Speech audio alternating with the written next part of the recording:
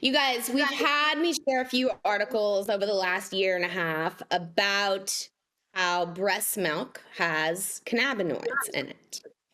And there's obviously more and more research happening around this lovely plant and the way it impacts our bodies. But this story was particularly intriguing to me because it dovetails off of prior stories that I've shared before.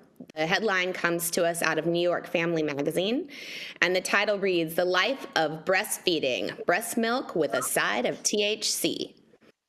The initial part of the article really starts discussing how the use of cannabis and THC can be beneficial for motherhood. And we all know all the different ways that cannabis can be consumed: gummies, chocolates, smoking, beverage, what have you.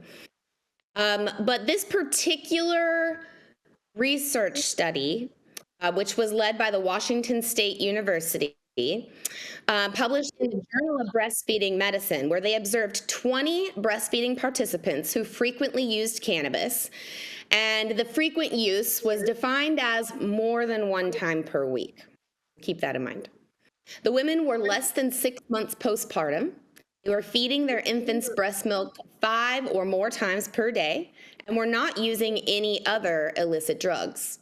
Participants also shared a baseline milk sample after 12 or more hours from abstaining from cannabis use, and 5 milk samples set at intervals over 8 to 12 hours after initial cannabis use. The goal of the study was to understand the life cycle of THC concentrations in human milk, as well as to identify possible associations between the THC concentrations and body mass index, or BMI, the rate of postpartum weight loss, time postpartum, and the frequency, amount, and type of cannabis used. After processing the data, the overarching headline reads, well, it depends. Due to the study's small sample size and the observational nature of its methodology, researchers couldn't pinpoint definitively to individual factors that contribute to the variation of the peak in THC concentration in milk after cannabis use. However, some other insights did surface. It says among participants who used cannabis more times during the 8 to 12 hour study period, THC concentration was unsurprisingly greater. For those who only used cannabis during the study period, THC concentration in milk peaked at variable times. Some peaked after 30 minutes, but most peaked 2 hours after use.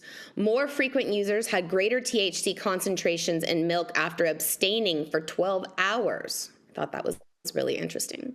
The results indicate that infants of breastfeeding mothers who use cannabis will consume a measurable amount of THC from breast milk even after abstaining after 12 hours. It says, as it relates to BMI and postpartum weight loss, interest in this variable surfaced because THC, the dominant psychoactive component, is lipophilic, which means it's able to dissolve or absorb lipids, aka fat.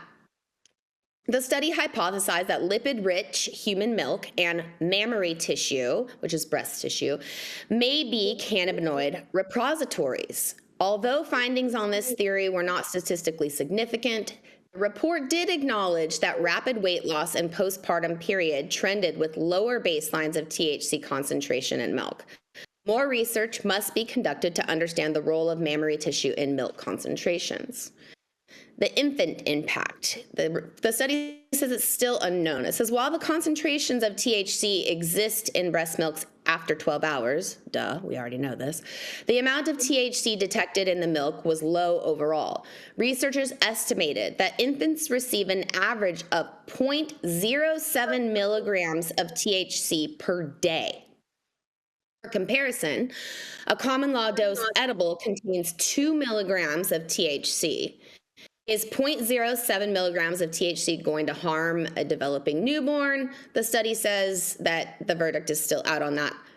This current guidance for medical practitioners is to discourage use of cannabis during lactation, given the absence of sufficient research. Final thoughts, the article says, is that if you are a postpartum woman struggling with depression and anxiety, marijuana can help take the edge off. However, it says that they still don't know about the impact of THC on newborns, to give the green light to breastfeeding mothers struggling to cope with life-altering experience of pregnancy, birth, and parenthood. Before you puff and pass, it says, talk with your doctor. And of course, stay tuned for more research. Now, you guys, there's all kinds of anecdotal information out there about mothers who have used cannabis for centuries. And the anecdotal data says we shouldn't be scared. I'm very excited to see more scientific, more controlled studies. I agree here that the 20 participant study is not significant enough, but I'm really glad that this conversation is taking place and that researchers are paying attention to this. And I'm super excited to hear what my fellow correspondents have to say. This is Carmen Sacramento coming at you live Wednesday morning for High at 9 News. You see, my mom unmistakably did not use cannabis while I was pregnant, and I didn't have many cannabinoids in her breast milk, and I had a really hard childhood because of it. So It's your mom's fault. I just want to say, like, my mom didn't know. You moms know better now. So I'm wondering, since I'm up here for the Emerald Cup, if I should be telling them that there should be a breast milk competition next year. You should, Jason, you should definitely go around and ask women for cannabinoid infused breast milk. I think that'll go really well for you. You should do it as a pickup line, Jason. That would be great. Is how I'm going to determine my future wife. That's that Jason Beck can get behind, right? Yeah, you guys are fun. Right. You guys are like whatever mom has the highest concentration of THC in her breast milk, that's Jay's wife. We just automatically sign a contract. It's a blind thing. Love is blind. Yeah, that's it. Cannabinoid breast milk edition. Because she will be the highest mom in the room for sure. We can sign an NDPHCA. So after we finish judging everything, right, and we have the little party, they set out all of these different products at the party, and we're supposed to judge as judges for the most innovative product, you guys. And so this year, there was a lot of different innovative products, but one of them, are you ready for this, was a cock ring, you guys. I've With seen weed in it? that. Oh yeah, you talking about cannabis cock ring. So I wonder if next year there will be cannabis breast pumps. It's a gummy. Next year. That'd be great.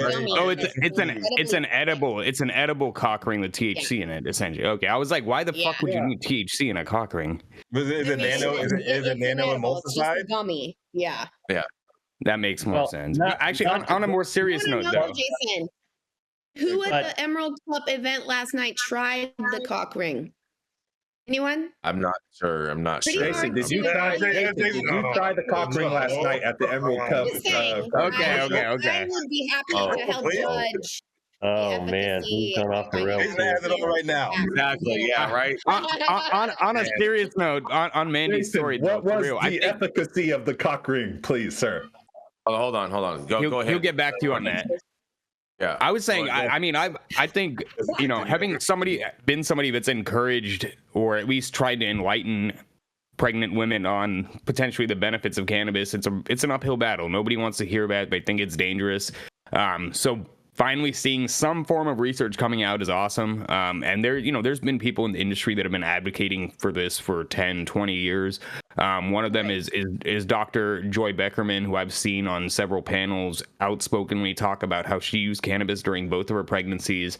Her two sons are, I believe, in their 30s or 40s now. Both have master's degrees. I believe they all went to Ivy League school. So she's always been somebody that's willing to talk about that and talk about how she'll show you that cannabis use does not actually create any issues or brain development issues in the womb or in the fetus. But overall, I'm just happy to see research about this. I think this could help a lot of pregnant women, and they need research to feel safe about doing this. Mm-hmm. Well, I'm disappointed that they refer people back to the medical community, because the medical community is as prejudiced as hell as you can get. They're not taught this. If you go to OBGYN residency They still use scare tactics. Melanie Dreyer back in the 80s studied in Jamaica, and they did longitudinal studies. They found no problems with these kids, but yet they're still, oh, let's be cautious and make up. Yeah, you got a crazy postpartum woman who throws her kids out a window. Is that more dangerous to that kid than having mom smoke a blunt and breastfeed? I'm just telling you, we need to stop this nonsense about it. Unless we prove beyond doubt it's absolutely safe, you can't use it. Fuck that. It's been used for centuries, for millennium. We don't have children with 3 eyes and 4 goddamn legs, okay? It's not that kind of a problem. Let's stop this nonsense and go, okay, comparatively speaking, it's safer than Prozac. Do they study how much Prozac goes into breast milk if you breastfeed when you're taking Prozac or Zoloft or no? I mean, only less than 50 years ago, they were encouraging women to smoke cigarettes while they were pregnant. I know.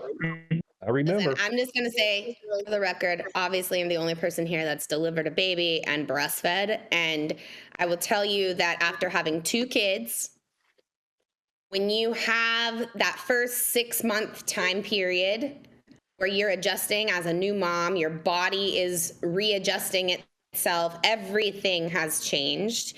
Your hormones are completely different. They don't go back to what they were before you were pregnant, okay? It's a whole new layer of hormones that you have to get used to. And the use of cannabis was incredibly helpful for me. There was so much with a new baby that I couldn't have possibly imagined I was going to deal with, and it really helped me keep a level head during that time. And, you know, like I said earlier, although there is a lot of anecdotal information, mothers have been using this plant during pregnancy, during labor and delivery, and postpartum for centuries. This is not new information. It just feels new to us. So, you know, kudos to these researchers. I hope that they go out and triple, quadruple their study and then get more funding and go bigger and bigger and bigger. And that's it. That's what I got for today.